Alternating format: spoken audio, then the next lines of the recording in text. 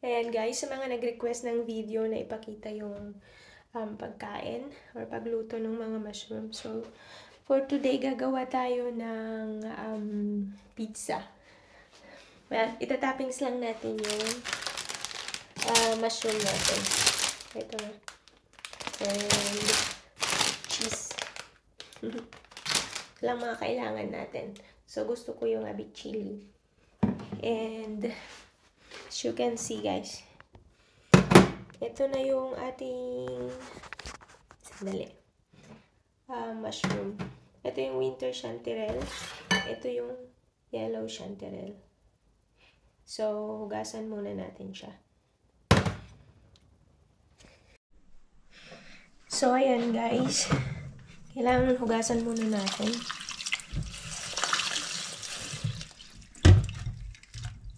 Kasi nalinis ko naman na to. Pero kailangan lang nating hugasan. Nilinis ko na to sa forest eh.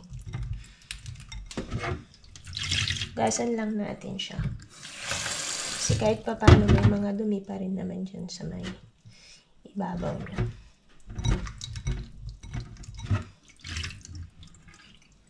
Ito naman kasing yellow chanterelle. Medyo makapal siya kung itatoppings.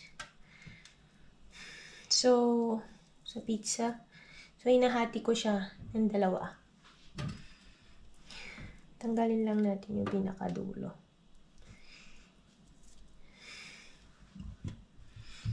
Mas masarap itoppings guys yung mga maliliit.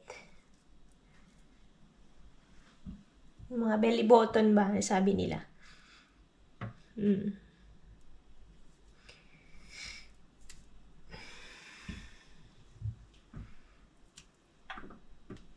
Next time, papakita ko rin sa inyo. Magluluto tayo ng tortilla. Pero sa susunod na vlog. Kasi hindi pwedeng araw-arawin na kainin tong mushroom. Well, allowed naman siya na kasi ang nakalagay na limit is 100 grams every day.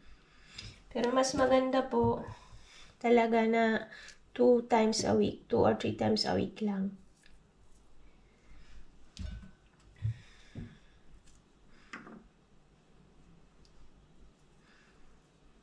Ito medyo may pa siya. Kaya po hindi ko din sinisali yung pagluluto, yung mukbang, kasi masyado pong mahaba yung video. Pero kasi po nag-request po yung iba na ipakita yung paglilinis, yung pagluluto, yung pagkain. So, pagbibigyan ko po kayo. Kasi yung ibang mga vlogger nagsasabi na kailangan ipakita mo na kinakain mo para maniwala yung mga viewers mo. Well, hindi naman ako against dun. Pero, personal ko lang naman na opinion. Sino ba naman pupunta sa forest? Hirap din naman magpunta sa forest at manguha ng mga kabuti. Kung ako kunin mo lang din yung poisonous at hindi mo din naman kakainin. Kanya-kanya po tayo ng opinion.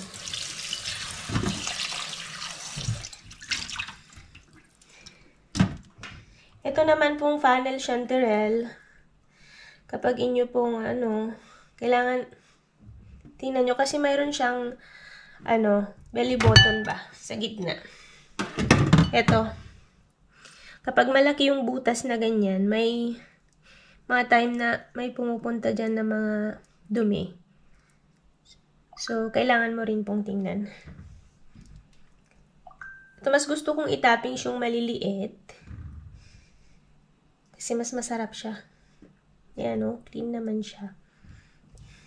Pero masyadong maliit, hindi ko na hinahati. Tulad niyan. Okay na yan. Na size.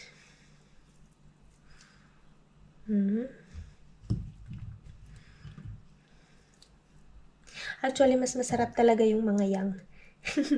Kung ako pa pipiliin.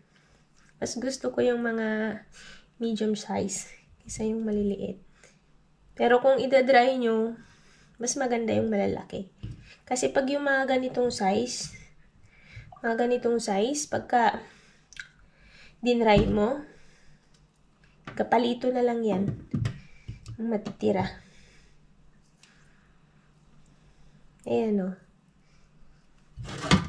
May konti siyang dumi doon sa gitna. Kaya minsan hinahati ko talaga siya dyan. Well, actually, masisilip mo naman siya kung may dumi sa loob.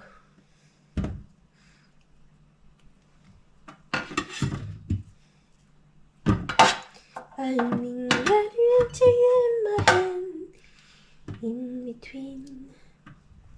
Ako, hindi naman ako masayang tao. Pero nagko-comment pa rin maarte. Well, okay lang. Okay. Then, put na natin siya doon sa... Dito na tayo. Hagin na natin siya dito. Mahirap pala walang taga-video, no? Kita ba, guys? Well, it's fine. Ito na yung ating... ready-made naman na siya. Nabibili naman to sa mga store. Gusto ko siyang lagyan ng chili. O, pwede nyo naman lagyan ng, ano lang, tomato sauce. Ketchup. Ketchup sa ating mga Pinoy. Para hindi naman siya dry.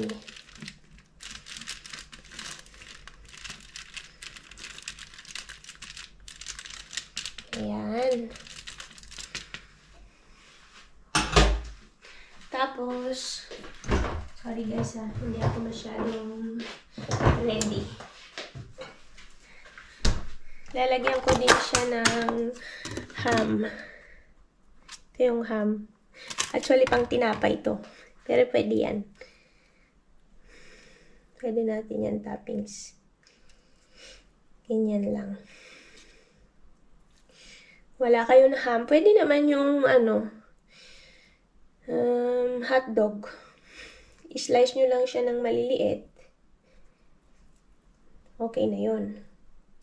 Pwede nyo din lagyan ng guys ng corn.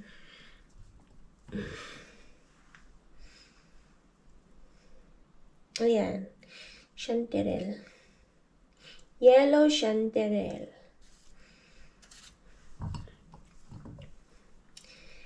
Marami yata yung nakakat kong mushroom. Well, masarap naman siya.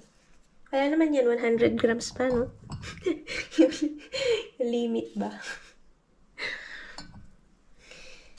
Basta. Okay lang yan. Ubos na yung ibang klase ng ulam. So, okay lang. Ito masarap talaga to.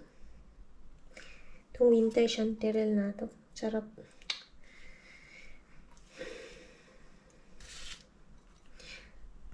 Ang kagandahan kasi sa mga chanterelle, guys, nakikip siya long sa refrigerator. Tumatagal siya.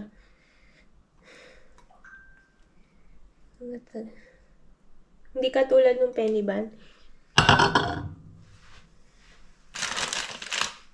And then, lagyan natin siya ng kasi preheat ko lang yung siyempre, gusto natin yung maraming cheese. The more cheese, the yummier.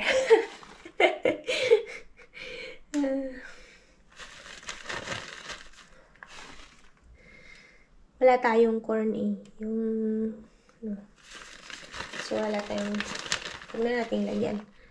Hindi ako nakapunta sa market.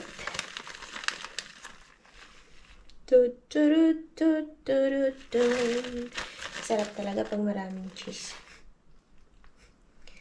Cheese overload. Okay, guys. Ayan. Tapos, ipipreheat na natin yung natin. 200 lang is okay na. Or 170. Pero prefer 200. Yan. See you later! Ayan na guys. So, preheat ko lang siya ng 5 minutes. Ilagay na natin. Lagay na natin yung pizza.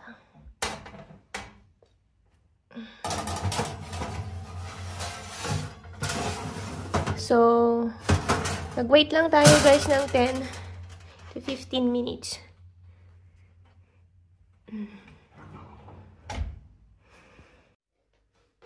Okay guys, luto na oh. After 10 minutes. Mabilis lang siya. So, i-off na natin. Hindi ko na makita yung pagtanggal kay mainit. Kain tayo mamaya. So, ayan guys. So, luto na. Nakain tayo ha. Tatubig lang ako. Masama yung soft drinks ng soft drinks. Charot. Ito na yung ating pizza with mushroom toppings. Ako. Wala tayong pizza cutter. Di pa tayo nakabili. So, ito lang muna.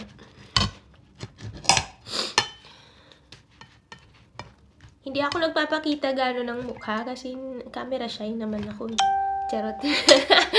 Kasi may mga nagko-comment na pakita daw yung mukha. Ayan.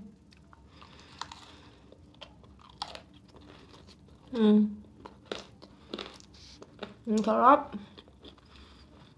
Ito yung winter santiram. Ngayon, magdadak siya. Nagnaluto. Tinappings ba? Pero sa ibang luto, hindi naman ganyan kaitim. Pero itong yellow chanterelle. Yellow talaga siya. Ang sarap guys. So wala akong nilagay na dyan. Na ibang seasoning. Yung lang. Yung parang mayonnaise ba yun?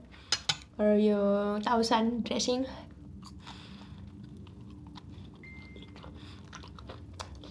Hindi ko siya nilagyan ng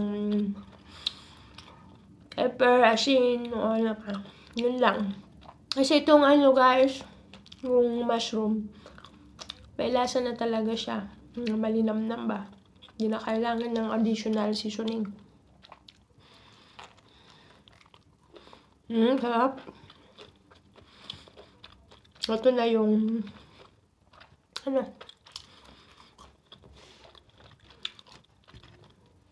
dinner natin, charot. Ang sarap. Sorry. Kaya nagme-message yung friend ko about sa visa. Kasi nag-apply kami ng visa. And mabilis yung decision kasi permanent job na nga. I'm valid siya for 4 years. So, we're grateful, man. After nun siguro, nag-apply na kami ng permanent residency. At tapos lang kasi ng election dito sa Finland and nag-change yung rules nila. About sa pag-apply ng citizenship at residency. Bali noon kasi, last year, nung iba pa yung presidente, 4 years lang, makapag-apply ka na ng permanent residency. Dahil, after nung election, binago nung nanalo. Ginawang 8.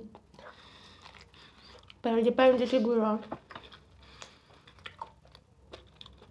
magbabago pa siguro yan. Sarap.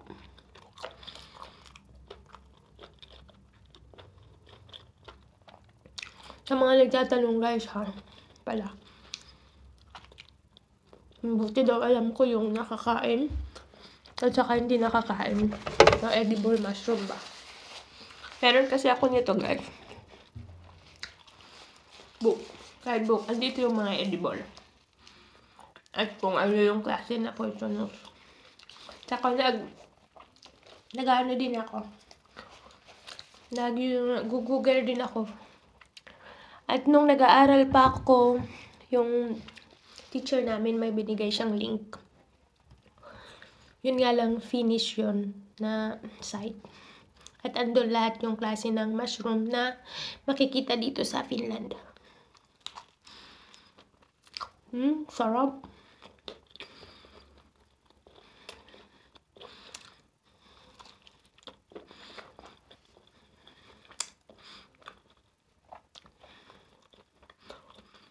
Sa mga nagtatanong po kung paano makapunta dito. Bali ako po, yes, registered nurse ako dyan sa Pinas.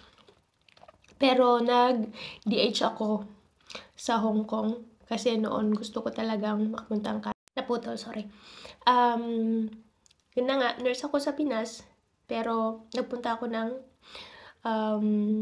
Hong Kong. Kasi nga gusto ko mag-Canada. Pero hindi naman pinalad. Kasi iba naman yung ano ng Canada, na kailangan ng passer ka ng ganito, ng IELTS, charat-charat. Hanggang sa dumating yung, may friend ako na nagsabi, ngayong XSS nga, Work in Finland. Search nyo yan guys. Nasa YouTube yan. Ay, nasa Facebook yan. HSS Work in Finland. Nagre-recruit yan sila sa Hong Kong. And may entrance yan, may entrance exam. And mag-aaral ka ng language at basic caregiving course. Kapag napasa mo yon, saka kanila kukuhanan ng employer. Ito sa Finland. Free po yung study, guys. Nasa sa inyo lang kasi medyo mahirap nga. Kasi finish nga talaga. Kailangan mong ipasa yung mga exam. At hindi lang isa yung exam. Parang nag-aaral ka din. Parang may semester. At may exam yun. Actually, may exam siya. I don't know, every week yata. So, maswerte. Yung mga galing sa Hong Kong at sa Singapore. I'm not sure lang kasi sabi nila mag-open din sila ng Thailand. Kasi mga DH guys, take note, DH. Nag-aaral lang sila ng language. Well, kabilang na ako doon kasi DH naman ako sa Hong Kong.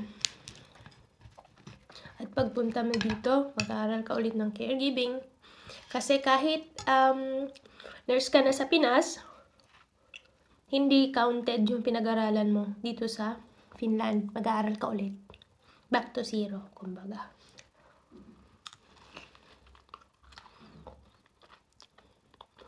So, ang babayaran nyo lang guys, pag napasa nyo yung exam, tapos meron na kayong employer, babayaran nyo lang is yung medical. Magme-medical kasi kayo sa Hong Kong, o kung saan ka man, Singapore.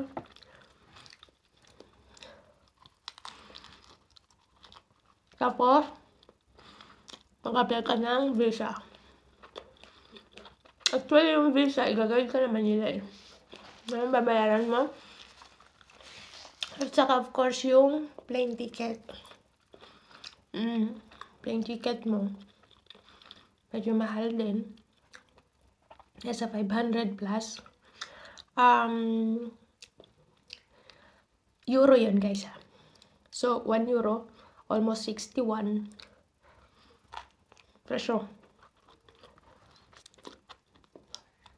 Bahala na kayo dyan convert. Tapos pagdating nyo naman dito, yung HSS mismo ang hahanap sa inyo ng tirahan. Kompleto na yun sa gamit. Pero yung mga basic lang na gamit ha. Bed, panluto, sa kusina, lamesa, ganyan. So yun na yun.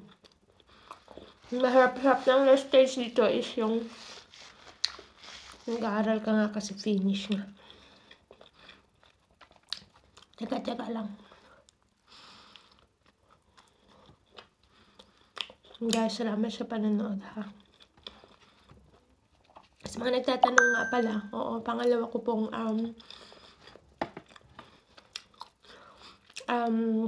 channel yung ka-adventure.